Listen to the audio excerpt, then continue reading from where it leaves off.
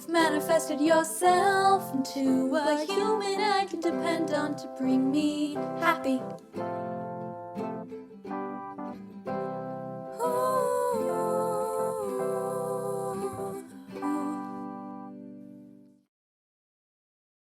Back in the lazy boy or Bassett furniture reclining captain's chair, I think for some more I see. Well, you found broadcast television's only Star Trek talk show. I'm your host, Bryan Kreutz, standing by my side and always in stride with Star Trek is the wonderful, knowledgeable Lili Fox-Lim. Indeed I am. But first, we have a Tractor Beam Me segment from my favorite Federation lieutenant wearing her Command Red division, but should be in Science Blue. That's because... Right.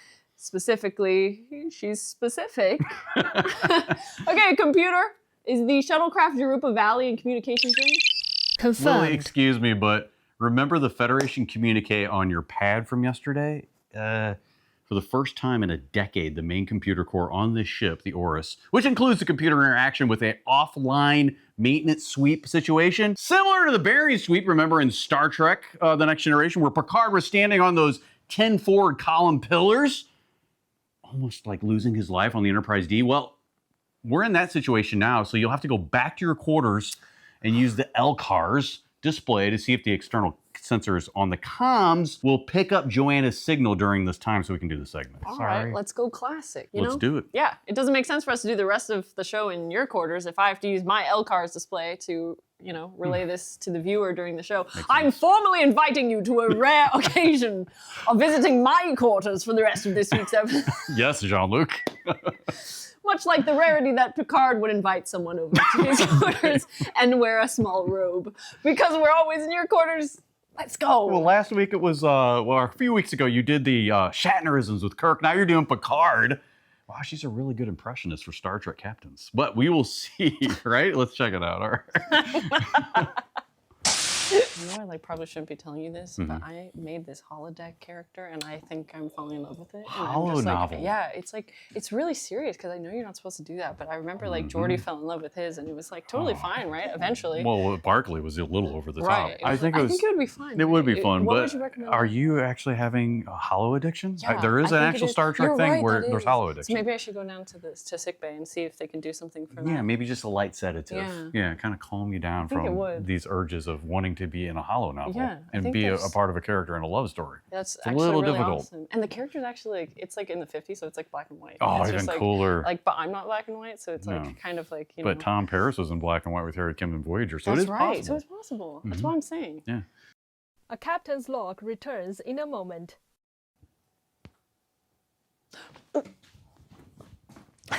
Welcome back to A Captain's Log. Computer core maintenance and the fact that we need to pinpoint Joanna Fabergé's shuttle on short-range sensors puts us in my quarters. Oh, hey. We're starting the show again. Yeah. I got relaxed a little bit. You have very comfortable quarters here. I do, thank you. Well, her shuttle just crossed into communications range, right? Okay, perfect. Thanks, BK. Perhaps with all this out-of-the-ordinary activity with a computer core, doing the show in my quarters for the first time will knock me off my Tractor Beam Me game, huh? Maybe. Only time will tell, but you forget. I think you're a little bit more comfortable here in your home base in your quarters, right? But Joanna can test your Trek knowledge. And I will win with wits, Wesley Crusher style. More like styling with a Wesley Crusher sweater. Why don't you put that on for comfort? Hey, I'm not going to take my shirt off in front of the camera. It may be my quarters. But let's not get too comfy. I'm just testing you, okay? All right. Hey, Lili, all right.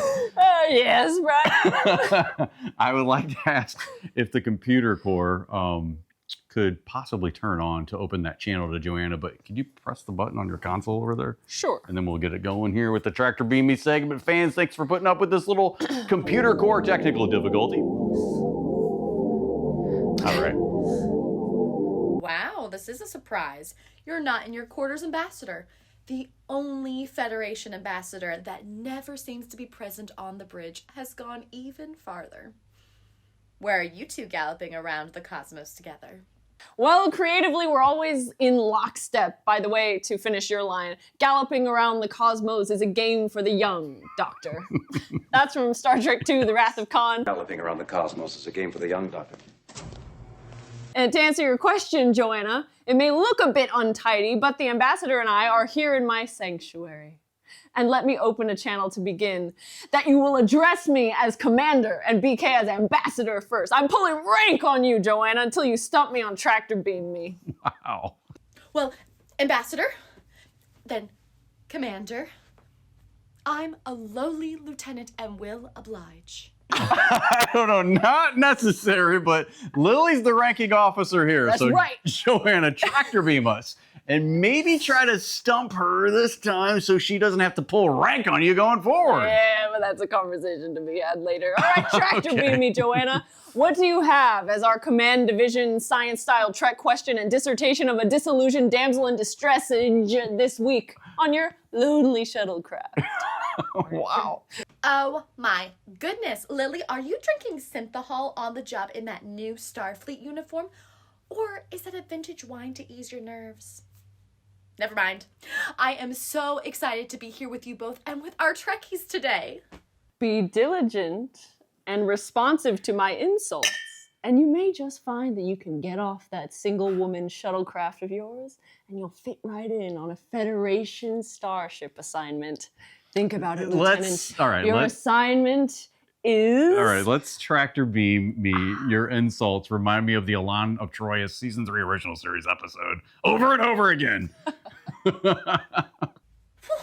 That is reassuring to hear. And with the classic 60s Star Trek flavor. Woo! Hey! Thank ya. Joanna, figuratively, not literally, you still need to knock on the proverbial door so I can let you in. But other than that, my door's always open, okay? Oh, All right. BK again with the dad. It's okay. It's oddly quite comforting. It's hard being somewhere new, even with view screen virtually. I feel like I'm there with you and viewers, but his dad joke reminds me of my dad, who's a Trekkie in eastern Missouri, and it comforts me. Thank you, Ambassador Kreutz. Aha! Very nice place, not dear dad. It really is. St. Charles is a really nice place, but feel free to call me Brian or BK. Understood, Brian. You know what will also comfort me? What's that? Trying to stump Lily with a tractor beam me segment. Harper dropped me a comma, my PADD, telling me how it was also so hard to stump you, but I'm up for the continued challenge. Many have tried and many have failed. Are you ready to be just another notch on the... I think I am. Third time's the charm, but on starting the segment, let's just start the segment, okay? Let's go. Let's start the segment Joanna, already. hit us with the tractor beam me question, please. Okay. So, which comedian had a role written for them in Star Trek IV, The Voyage Home, that they ultimately turned down? Whoa! That's a good question. There have been so many great guest stars that have made appearances on Star Trek, but I can't think of a comedian. Maybe Joe Piscopo in Star Trek The Next Generation. Do you have a guess? The only one I can think of is Joe Piscopo. You see, BK, if you really think about it, the answer is relatively easy. Okay. May not be easy for those that don't deduce the questions in a critical manner. Okay. Critical matter. But hey, okay. Oh, no, I didn't mean you. I just meant in general. Oh, I thought you were talking about me. Okay, I gotcha. The first giveaway was comedian and Star Trek 4. Really? Those are dead giveaways. Yes, because if you pay attention to enough pop culture, they'll mention big things that happened in each decade. And in the 80s, there were two that they always talked about. This is true. And I will mention who they are in a few minutes. Okay. All right. Sorry for taking So- a while so- to answer you off the starboard bow. There's Klingons out there. There are. I don't see any in the windows, but yeah, somewhere. I'm just trying to build up the suspense, Star Trek style. Wow. The lore about you, Lily, is outstanding and commendable. You have a great reputation for these. However, you still haven't answered mine. Okay, strap on your belts because I'm gonna blow you away. Okay, but perhaps in the first Star Trek the Motion Picture, there were a form of seatbelts when the armrest could be folded to become a starship version of a seatbelt. Ooh, yes! is! Nice! Ow! So fasten your seatbelt armrests, as you mentioned. It was for Star Trek IV for the film series. As most Trekkies would know, Star Trek IV was released in the middle of the 80s, so automatically I'm thinking 85, 86. Okay. During this time, one of the biggest comedy shows on television is Saturday Night Live. And during this time, this person left SNL in 1984 and was one of the top stand-up comedians during this time. Now let me say this first, it was not Richard Pryor. At the time, he was mostly known for stand-up, but not so much for his acting. What the heck? That is absolutely crazy. That's my co-host. She knows Star Trek. And that's my co-host. It was a stand-up comedian known for at least being able to act or have some acting ability, if you ask me. And that comedian is none other than, wait for it, as our producer Hritik's social media page on Instagram says. That's right. You do come as advertised. I'm waiting. You're stalling and I gotcha. The answer, a part was written for Eddie Murphy, where he was going to play a college professor who believes in aliens, and he later ends up meeting with the Enterprise crew, probably on the captured Klingon vessel of theirs somehow. However, Eddie Murphy ended up turning it down because he claims he was going to star in another film, The Golden Child, which he did. Bonus question for either of you. Do you know who ended up playing his part? Oh my gosh. Well, the part was played by Catherine Hicks. Yeah. But this is crazy. Eddie Murphy. Are you kidding me? You know so much about Star Trek. Even stuff that wasn't filmed, like on the production room idea floor. Bada bing, bada bang. Winner, winner, replicated dinner. They took Eddie Murphy's character as a professor and combined it with Catherine Hicks' character as a marine biologist. Unbelievable. It's safe to say that neither side needed each other and they were both successful. Wow, this is nuts. This story's going around Hollywood is that another reason Eddie Murphy wasn't in the Star Trek IV film is because producers of the film didn't want him. What? Why wouldn't you want Eddie Murphy? Are you kidding me? Not because of any demand or people having issues with him.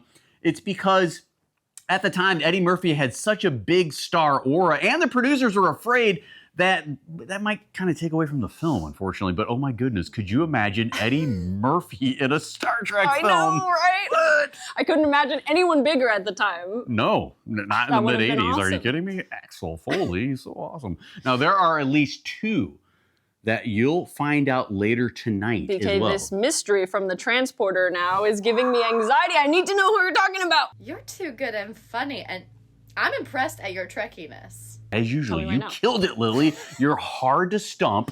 As fans, you know she can't be stumped. She hasn't been stumped. We're in season 5 on a Captain's Log. She can't be stopped in the Attractor Beamy segment, but it was great coming up with Joanna on the view screen, and we look forward to seeing you a little bit more. I don't know about the insult so much, but... Well, I enjoy pulling rank on you. Back in a moment on our fictional Federation starship in this California studio, and Joanna marooned on a fictional Federation shuttle alone.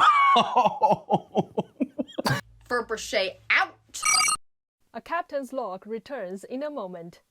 Hey, welcome back to Captain's Log. I'm Bryan Kreutz, and by my side is co-host Lili Fox-Lim, who is the most as a host in every category. Now, we're diving right back into our conversation here Yes, today. we set sail on the La Sirena ship from the Star Trek Picard main dialogue centerpiece set in the Santa Clarita Studios, or Burbank, where her audio equipment is, from and into Kay Bess's adventures as the fearless Captain Bonnie Ann in Disney's Treasure Island. But of course, Kay isn't just commanding ships on the high seas. Avast ye. She's also navigated the vastness of space as the voice of La Sirena's computer in Star Trek Picard. You're like little animations of her voice and just of the little character she portrays are fascinating. Kay, hire her for like some of your little background stuff, right? I mean, come on. But Kay's voice has traveled far beyond the Star Trek universe. She also brought characters to life in Lara Croft, Rise of the Tomb Raider, Destiny 2, and even Cyberpunk 2077, Phantom Liberty. And here's a fun fact, when she's not voicing iconic characters, Kay is helping the next generation of voice actors as a dedicated instructor. Oh yeah, true pro in front of the mic and behind the scenes. Let's jump back in with Kay Bess. Now, Kay, welcome back to Captain's Log. Great, I'm glad. This week, Kay Bess will reveal her roles on Tomb Raider, Call of Duty, and many more experiences. And BK, you want to ask her a question? Absolutely, Lily. Yes, indeed, my Trekkie true at heart co-host. I will have this next question. All right. So, fitting a format of a non-Federation computer voice must have been an approach as an actor to where you may have been deliberate, or producers may have asked you to be slightly different with humor or tone and inflection, or simply choose your own style. Okay, so talk about what producers brought to the table with Star Trek Picard, Kay, and how your conversation went when landing this role. I really think that the tone was set by Majel Barrett being the prototype. I think that was it. I think that I wish I could remember, because I was really led by the engineer. But he, I was reading to picture, which was really fun, to be in the studio and to see everything and have the beeps and all that. He just asked me to read the lines a couple times. He said, just to find your tone. And so I think he kind of, in a certain sense, just had me do a couple and then would say, like, okay, I think I liked B, so let's go with that. And I couldn't even begin to tell you, I couldn't define it or describe it. It's sort of like, I guess it's what what ended up in the show, it's like, that's how. So it wasn't a super intricate way of sort of coming up with the voice.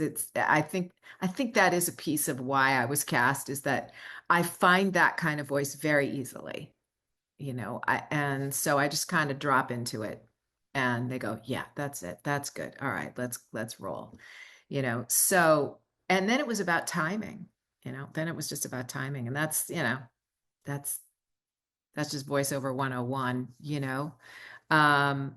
So that's really how it came to pass. And so it's really the template of Majel Barrett. That's really what it is.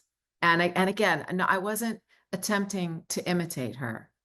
But I think they wanted it close enough that it was like, yeah, that's what a computer voice sounds like on a ship in Star Trek, So, which is why also I think that Julianne's ship was so interesting, because it was so distinctly different, that was really a departure. And I thought it was pretty cool. So anyway, for the second season, there was a year where they were on hiatus. It was like nobody's filming. So then they started production back up, but they wanted to record me from home. I was living in South Pasadena at the time, and I record everything from home. I mean, that's life in voiceover in the 21st century, So, but they were like, okay, we need you to go out to Burbank and pick up the recording gear and take it to your house, and then connect with us, and you'll have instructions on how to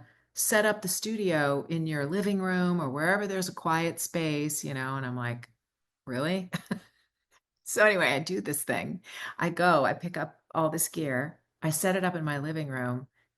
It's not the best gear, it's just what it is. But, there's an iPad in this gear. I mean, it's crazy. You open up this big thing and it was just nuts. And so then they're like, do you have Ethernet? I'm like, yes, I do. And so it's like, all right, we need you to plug in, blah, blah, all the things. So I do that I think I did 2 episodes that way. But I discovered, because they had a new showrunner by that point for the second season. And so it was, so the producer of the show was on the line, and it was like, well, this is interesting, like, and so I found out later from my agent that I was kind of being auditioned again, which happens sometimes when a new showrunner comes on. It's like they want to put their imprint on the thing in many different ways, as this is their prerogative, And so, thank goodness, I guess he was pleased. So he directed me a couple different ways. So I think I sound different in season 2 than I do in season 1. BK, did you have a question about voice acting in video games, or did you? Yes, I do, Lily. Absolutely. Okay, so Kay, one of your most well-known roles, and I believe earliest video game voiceover roles, is that of Anna in the popular Xbox Game Studios' Rise of the Tomb Raider. Now, talk about this video game and how your voice in this role in the popular Tomb Raider world goes. Truly one of my favorite roles. Really well written, really an interesting arc of a character. And yes, I believe my first role cast in a video game. It's kind of, I did a very tiny role in a Skylanders video game that was like a few lines, and I can't remember if that was before or after, but like Anna was my first, sizable role. And I remember auditioning for it, and I loved this role. I just thought this character was so interesting. Initially, I was not booked. A year after I auditioned, I got a call saying that they wanted to bring me in for the role. And I was like, what? What?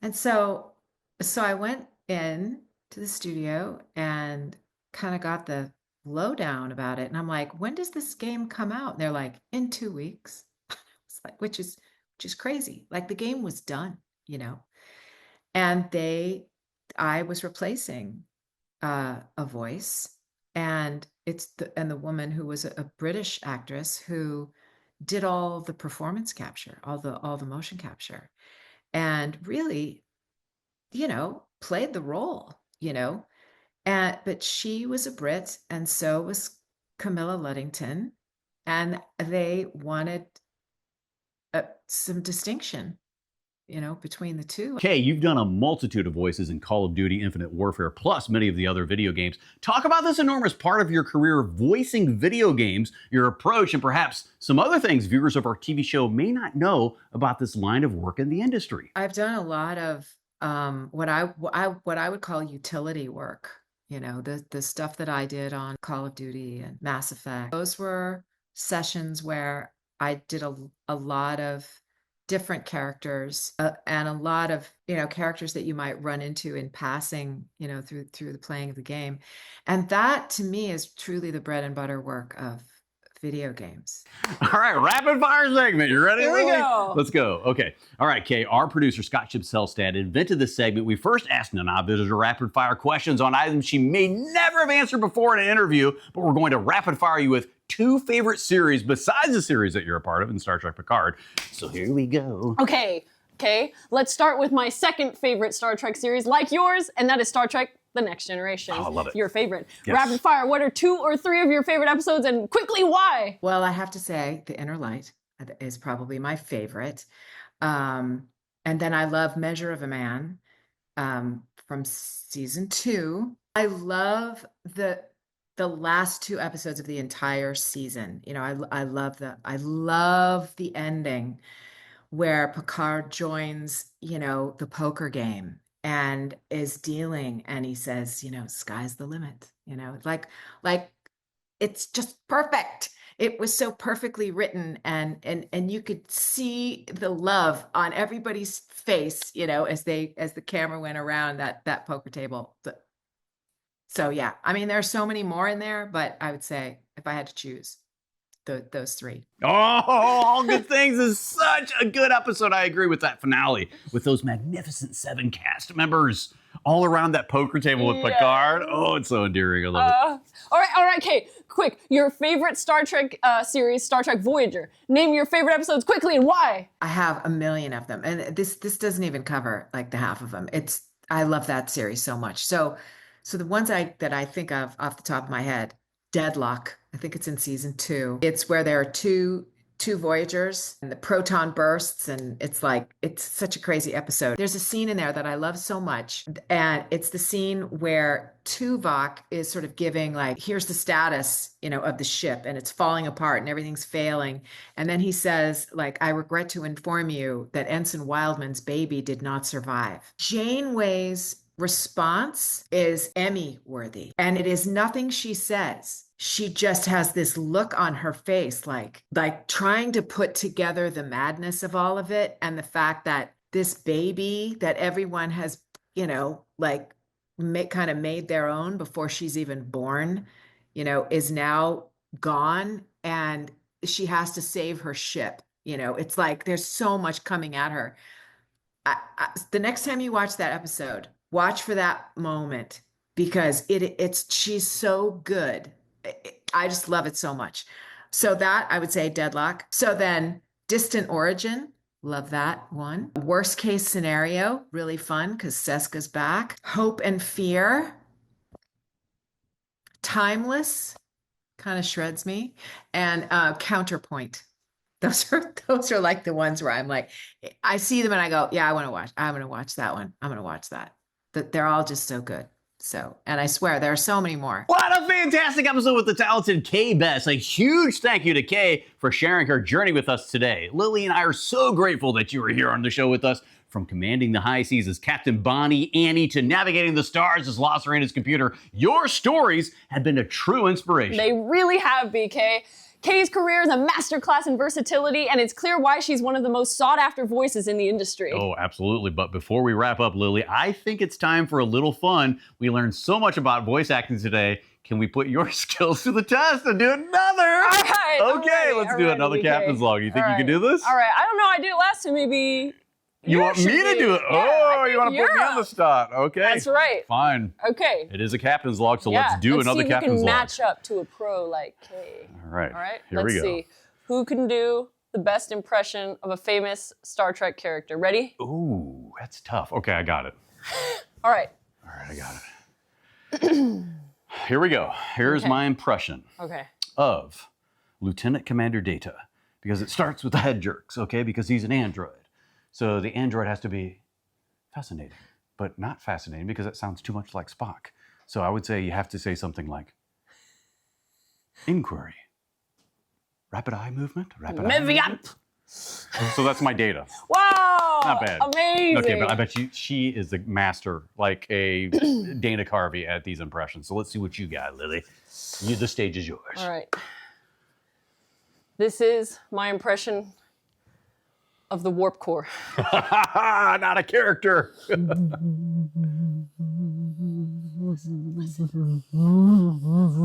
getting louder. We must be going warp 9. Can we exploded into warp? Okay, that's pretty fascinating, right? You thought she was going to do a character. Looks like I win this round. As usual, right? Don't leave me hanging. All right, we got this. But hey, that's it for us here on today's episode of A Captain's Log. Thanks so much for tuning in, and a big shout out to Kay Bess for being such a wonderful guest. Absolutely. Until next time, keep your ears open for the next legendary voice, and always remember, live long and prosper. Hey, we'll see you next time. Bye.